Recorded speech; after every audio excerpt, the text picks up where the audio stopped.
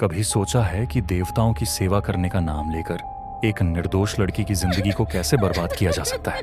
भारत की उस काली सच्चाई से मिलिए जो आज भी अंधेरे में जी रही है, देवदासी प्रथा। ये कहानी शुरू होती है दक्षिण भारत के छोटे गांवों से, जहां हर साल हजारों लड़कियों को देवताओं के नाम पर चढ़ा दिया जाता है।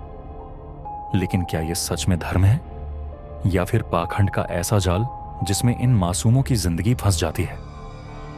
ये लड़कियां जिन्हें देवदासी कहा जाता है, क्या सच में भगवान की सेवा कर रही हैं या फिर ये उन दरवाजों पर खड़ी हैं जो समाज की सबसे गहरी सच्चाई को उजागर करते हैं?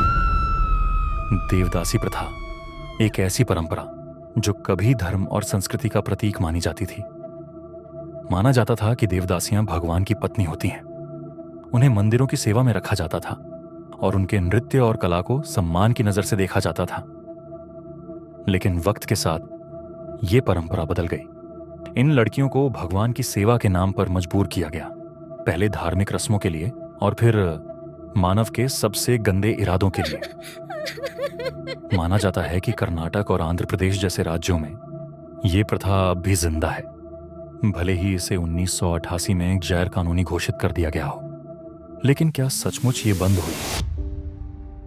कर्नाटक के विजयनगर जिले के एक छोटे से गांव में सरिता नामक 21 वर्षीय युवती रहती थी। उसका जीवन गरीबी और सामाजिक बंधनों से जकड़ा हुआ था। एक दिन उसे पता चला कि उसके परिवार ने उसे देवदासी के रूप में समर्पित करने का निर्णय लिया है। ये प्रथा, जो कानूनी रूप से प्रतिबंधित होने के बावजूद अभी भी गुप्त रूप से जारी है। समर्पण के कुछ समय बाद सरिता गर्भवती हो गई। उसके साथ संबंध रखने वाला व्यक्ति, जो पहले से विवाहित था, उसे छोड़कर चला गया। अब सरिता को अपने और अपने होने वाले बच्चे के भविष्य की चिंता सताने लगी। उसने सरकारी योजनाओं के तहत सहायता पाने की कोशिश की, लेकिन बिना पति के नाम के उसे कई दिक्कतों का सामना करना पड़ा। आखिरकार उसने अपने पिता का नाम दर्ज कर आवेदन किया, उम्मीद करते हुए कि कम से कम आंगनवाड़ी से भोजन मिल सके। सरिता की कहानी अकेली नहीं है। उसकी 19 वर्षीय चचेरी बहन को भी कुछ महीने पहले देवदासी प्रथा में धकेल दिया गया। इस प्रथा के पीछे अक्सर यह धारणा होती है कि परिवार या समाज की भलाई के लिए ऐसा करना आवश्यक है, लेकिन हकीकत में यह लड़कियों को जीवन भर के यौन शोषण और सामाजिक बहिष्कार की ओर धकेलता है। सरिता और उसकी बहन जैसी कई लड़कियां इस प्रथा के कारण अपने सपनों और अधिकारों से वंचित रह जाती हैं। उनकी कहानियां समाज के उन अंधेरे पहलुओं को उजागर करती हैं जहां परंपराएं मानवता पर भारी पड़ती हैं। यह आवश्यक है कि हम इन आवाजों को सुनें और इस प्रथा के खिलाफ सख्त कदम उठाएं, ताकि भविष्य में कोई और सरिता इस दर्द से न गुजरे। हम आपको देवदासी प्रथा की एक और सच्ची कहानी सुनाने जा रहे हैं, जिसमें एक लड़की ने संघर्ष करते हुए पीएचडी तक की पढ़ाई पूरी की। बताती है कि अगर हौसला हो तो इंसान अपने हालात से ऊपर उठ सकता है और समाज के लिए मिसाल बन सकता है। कर्नाटक के बागलकोट जिले के छोटे से गांव मुधोल में एक लड़की मंजुला तेलगड़े का बचपन देवदासी प्रथा के अंधेरे साए में बीता। इस प्रथा को कानूनन खत्म कर दिया गया है, लेकिन इसकी जड़ें अब भी कुछ समुदायों में गहरी हैं।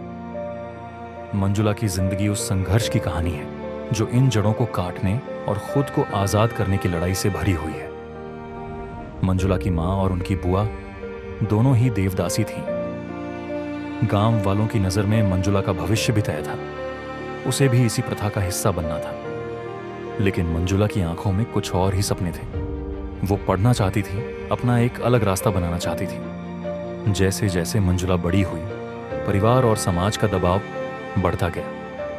10वीं कक्षा तक पहुंचते पहुंचते उसकी देवदासी बनने की तैयारी शुरू हो गई थी। यह वह समय था जब मंजुला ने पहली बार खुलकर विरोध किया।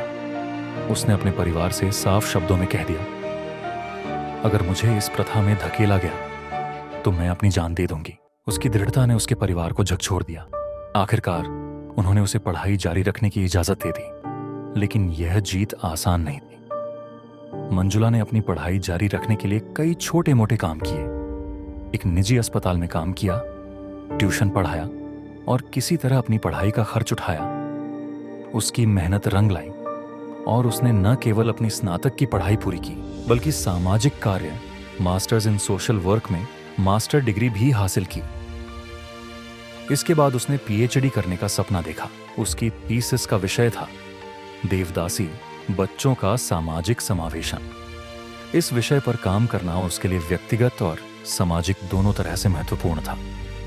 मंजुला को अपने सफर में कई भेदभाव का सामना करना पड़ा। सरकारी कागजों में पिता के नाम की जगह खाली रहना अक्सर लोगों के तानों और संदेह का कारण बनता, लेकिन उसने इन कठिनाइयों को अपनी ताकत बनाया। वह अपनी पढ़ाई के साथ साथ देवदासी प्रथा के बच्चों की मदद करने में भी जुटी रही। आज मंजुला उन बच्चों के लिए प्रेरणा की मिसाल है जो देवदासी प्रथा के चंगुल में फंसे हैं। वह कहती हैं, अगर सही समर्थन और अवसर मिले तो इस प्रथा का अंत किया जा सकता है। उनकी कहानी यह साबित करती है कि शिक्षा और दृढ़ निश्चय से किसी भी परंपरा की बेड़ियों को तोड़ा जा सकता है। मंजुला का सफर केवल व्यक्तिगत जीत नहीं है, बल्कि यह समाज को बदलने की दिशा में एक कदम है। उनकी कहानी बताती है कि अगर हौसला हो तो इंसान अपने हालात से ऊपर उठ सकता है और समाज के लिए मिसाल बन सकता है। आप सोच रहे होंगे, ये लड़कियां कौन होती हैं? ये वही होती हैं जिनके माता पिता गरीब हैं, अशिक्षित हैं और जिन्हें यह यकीन दिलाया जाता है कि उनकी बेटी का देवता के लिए समर्पण पूरे परिवार का भाग्य बदल देगा।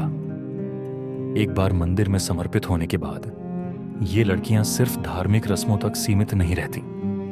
उन्हें मजबूर किया जाता है अमीर जमींदारों, पुजारियों और कई बार ऐसे लोगों के साथ रिश्ते बनाने के लिए जो इन्हें भगवान की पत्नी नहीं बल्कि अपनी संपत्ति समझते हैं।